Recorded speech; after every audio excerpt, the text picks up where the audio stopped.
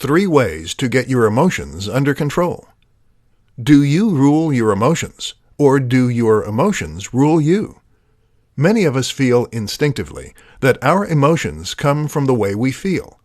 You've had a hard day, and so now you are thinking bad thoughts. Those bad thoughts are then making you feel unhappy. But have you ever thought that the opposite might be true?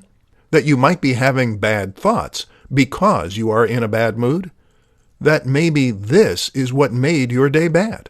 Either way, being able to control your emotions is crucial if you want to be as effective as you can be, maintain the respect of others, and generally perform your very best.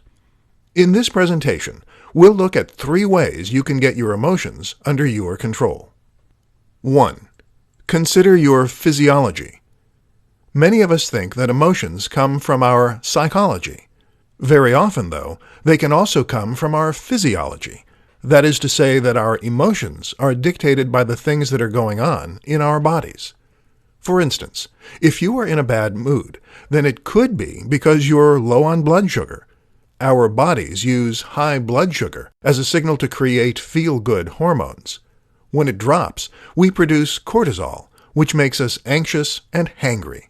You might be tired, too, or perhaps your emotions could be getting in the way. Either way, you need to consider the role of your physiology as well as the role of your mind. 2. Control your thoughts. That said, controlling your thoughts is also important. Techniques used in CBT, cognitive behavioral therapy, teach us to challenge negative thoughts and to even test our unhelpful beliefs.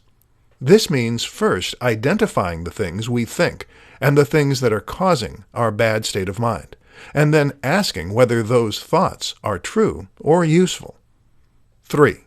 Meditate. There are countless good reasons to meditate. One of the most important, though, is that meditation can improve your emotional control, your focus, and your discipline.